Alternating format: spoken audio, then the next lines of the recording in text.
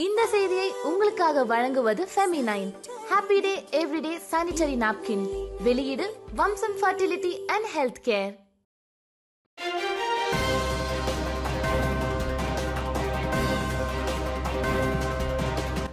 வணக்கம். திசைகளின் 10 மணி செய்திகள். பாலியல் தொடர்பான குற்றங்களில் ஈடுபடும் கல்வி அமைச்சு ஊழியர்கள் மீது நடவடிக்கை எடுக்கப்படும். மாணவர்களுக்கு மத்தியில் மேலோங்கும் வேப் புகைக்கும் பழக்கம். பெற்றோர்களும் சமூகமும் கூடுதல் பொறுப்புடன் செயல்படுமாறு வலியுறுத்தல். பள்ளிகளை சம்பந்தப்படுத்தியுள்ள பாலியல் குற்றங்கள் தொடர்பான விவகாரத்தில் எடுக்கப்படும் ஒழுங்கு நடவடிக்கைகளில் மலேசிய கல்வி அமைச்சு உறுதியாக உள்ளது. மடானி அரசாங்கம் பொறுப்பேற்ற பிறகு கல்வி நிறுவனங்களில் பாலியல் துஷ்பிரயோகங்களை நிர்வகிப்பதற்கான வழிகாட்டுதல்களை வழங்குவது மூலம் கல்வி அமைச்சு பாலியல் தொடர்பான குற்றங்களை கையாள்வதில் முழு மூச்சாக செயல்பட்டு வருவதாக மலேசிய கல்வி அமைச்சர் ஃபட்லினா சிடேக் தெரிவித்துள்ளார். கல்வி அமைச்சின் கீழ் பணிபுரிபவர்கள் பாலியல் குற்றங்களில் ஈடுபடுவது கண்டறியப்பட்டால் யூ டச் யூ கோ என்ற ஒழுங்குமுறை கடிதம் வழங்கப்படும் என்றும் அவர் உத்தரவாதம் அளித்துள்ளார். பஹாங் மாராங் மாவட்டத்தின் புதிய கல்வி அலுவலகம் பிபிடி கட்டடத்தை திறந்து வைத்த பின் செய்தியாளர்களை சந்தித்த போது அவர் அவ்வாறு கூறியுள்ளார்.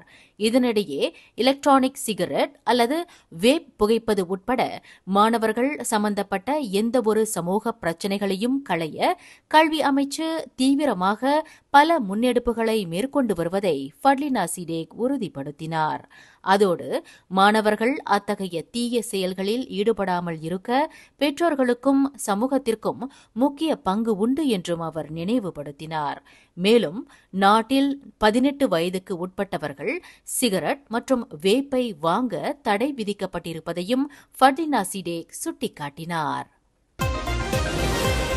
மத்திய அரசாங்கத்திடம் இருந்து ஒதுக்கீடுகளை பெறுவதற்காக எதிர்க்கட்சிகள் முதுகுக்கு பின் பலவிதமான அவதூறுகளை வெளியிட வேண்டாம் என்று துணை பிரதமர் டத்தோஸ்ரீ டாக்டர் அமட் ஜயிட் அமிடி எச்சரித்துள்ளார்.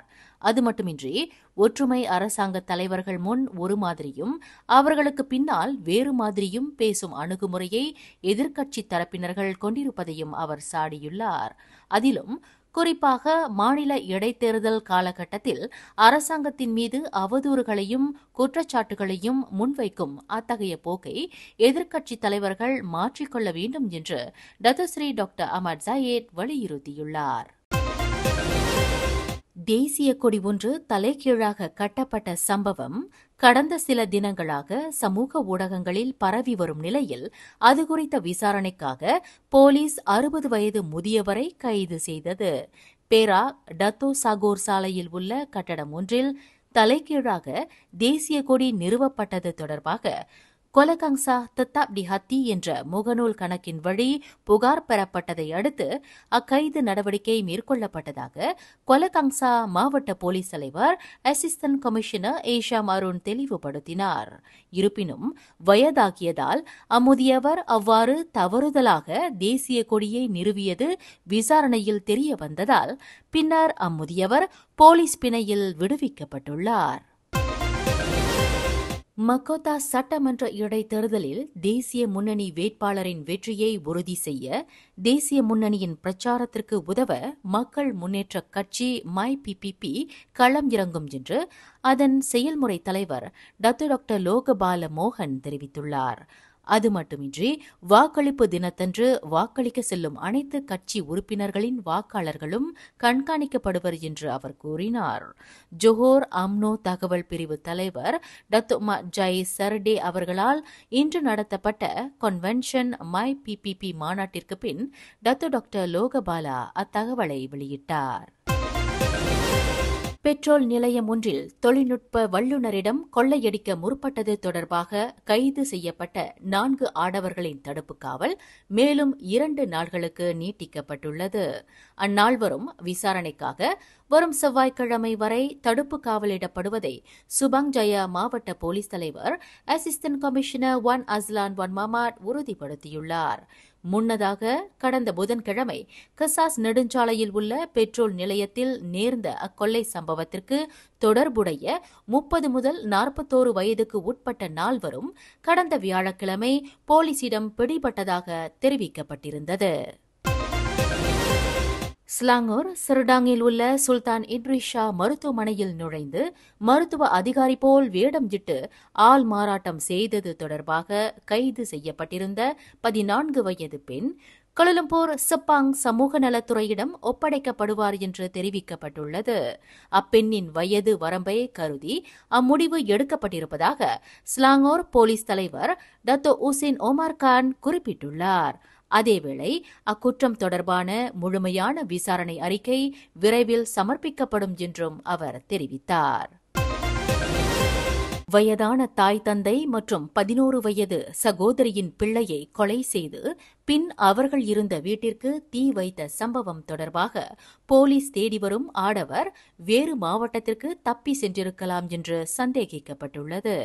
கடந்த வெள்ளிக்கிழமை ஜொஹோர் பகோ கம்போங் பாயருடானில் இருந்த வீட்டில் நேர்ந்த அச்சம்பவத்திற்கு பின் 48 வயது அஸ்மான் முகமது அந்த மாவட்டத்தில் இல்லை என்று முவார் போலீஸ் தலைவர் அசிஸ்டன்ட் கமிஷனர் ரைஸ் முக்லிஸ் அஸ்மான் அசீஸ் தெரிவித்துள்ளார்.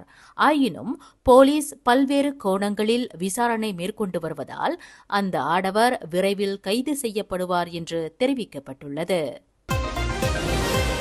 ஹுலுஸ்லாங்கோ மாவட்டத்தைச் சேர்ந்த SPM மாணவர்களுக்குரிய தேர்வு தயாரிப்புக்கான திட்டம் இன்று காலை ஹுலுஸ்லாங்கோ மூடா கட்சி உறுப்பினர்களிடம் கலந்தாலோசிக்கப்பட்டதை மூடா கட்சியின் ஸ்லாங்கூர் மாநில துணைத் தலைவர் மற்றும் ஹுலுஸ்லாங்கோ நாடாளுமன்ற தொகுதியின் ஒருங்கிணைப்பாளருமான டாக்டர் ஆர் சிவபிரகாஷ் உறுதிப்படுத்தினார்.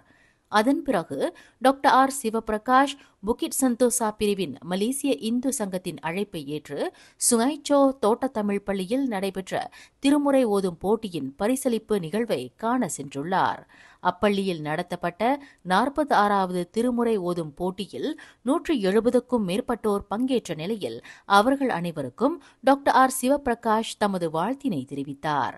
அது மட்டுமின்றி இதுபோன்ற சமய மற்றும் கலாச்சார நிகழ்ச்சிகள் இந்திய சமூக பிள்ளைகளின் நல்ல எதிர்காலத்தை வடிவமைக்க மிகவும் அவசியம் என்றும் அவர் குறிப்பிட்டார். தனிமரம் தோப்பாகாது என்பதால் இந்திய சமூகத்தின் வளர்ச்சிக்காக அனைவரும் ஒன்றிணைந்து கைகோர்ப்போம் என்று டாக்டர் ஆர் சிவபிரகாஷ் கேட்டுக் கொண்டார்.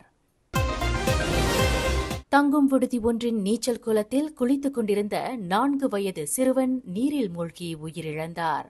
பாதிக்கப்பட்ட முகமது அல் ஃபத்தே அஹ்மத் பக்ரி என்ற சிறுவனின் தாய் தமது 3 குழந்தைகளையும் நீச்சல் குளத்தில் நீந்துவதற்காக அழைத்து சென்ற சமயத்தில் திரங்கானு குவாலா நெரோஸில் உள்ள தங்கும் விடுதியில் அச்சம்பவம் சனிக்கிழமை மாலை 5 மணிக்கு நிகழ்ந்துள்ளது. முறையே 14 மற்றும் 12 வயதான சகோதரர்களை பின்தொடர்ந்து அச்சிறுவன் பெரியவர்கள் குளிக்கும் நீச்சல் குளத்தில் உல்லாசமாக குளித்துக் கொண்டிருந்த சமயத்தில் நீரில் மூழ்கியது போலீஸ் விசாரணையில் தெரிய வந்துள்ளது. அது மட்டுமின்றி சம்பவத்தின் போது பாதிக்கப்பட்ட சிறுவனின் தாயும் அவரது மற்றொரு 1 வயது பிள்ளையும் நீச்சல் குளத்தின் அருகே இருந்ததாக கூறப்படுகிறது. இந்நிலையில் போலீஸ் அச்சிறுவனின் மரணத்தை திடீர் மரணமாக வகைப்படுத்தியுள்ளது. சாலையோரத்தில் நிறுத்தப்பட்டிருந்த மஸ்டா ரக வாகனத்தின் மேல் மரம் சாய்ந்ததில் ஆடவர் ஒருவர் நூலிலையில் உயிர் தப்பினார். ஸ்லாங்கூர் கிள்ளான் கபார் பத்துதிகா சாலையில் நேர்ந்த அச்சம்பவம் தொடர்பாக இன்று காலை மணி 11:25க்கு அழைப்பு வந்ததை அடுத்து 5 பேர் கொண்ட தீயணைப்பு மற்றும் மீட்புப் படை குழு நிகழ்விடம் விரைந்ததாக ஸ்லாங்கூர் தீயணைப்பு மற்றும் மீட்புப் படையின் செயல்பாட்டு பிரிவின் உதவி இயக்குநர் அஹ்மத் முக்லிஸ் முக்தார் கூறினார். சம்பவத்திற்கு முன்பு பாதிக்கப்பட்ட 40 வயதுடைய ஆடவர் தனது வாகனத்தை சாலை ஓரத்தில் நிறுத்திவிட்டு ஒரு கடைக்குள் சென்றதாக கூறப்படுகிறது. ஸ்லாங்கூர் சுங்கை பிசாங் சிலாயாங்கில் ஏற்பட்ட தலை வெள்ளத்தில் சிக்கிய 25 பேர் பாதுகாப்புடன் மீட்கப்பட்டுள்ளனர். பாதிக்கப்பட்ட 20 முதல் 40 வயதுக்கு உட்பட்ட அனைவரும் காயங்கள் இன்றி அப்பேரிடரில் இருந்து காப்பாற்றப்பட்டதை ஸ்லாங்கூர் தீயணைப்பு மற்றும் மீட்புப் படையின் செயல்பாட்டு பிரிவின் உதவி இயக்குநர் அஹ்மத் முக்லிஸ் முக்தார் உறுதிப்படுத்தியுள்ளார். அச்சம்பவம் குறித்து மதியம் மணி 1:41க்கு தகவல் கிடைத்து நிகழ்விடம் விரைந்த ஸ்லாங்கூர் தீயணைப்பு மற்றும் மீட்பு படையினர் காராக் நெடுஞ்சாலையில் இருந்து 300 மீட்டர் தொலைவில் உள்ள பாதை வழியாக பாதிக்கப்பட்டவர்களை மீட்டுள்ளனர். மேலும் செய்திகளை தெரிந்து கொள்ள கீழே இருக்கும் பெல் பட்டனை அழுத்துங்கள். உங்கள் மகிழ்ச்சியை வெளிப்படுத்த லைக் மற்றும் ஷேர் செய்யுங்கள்.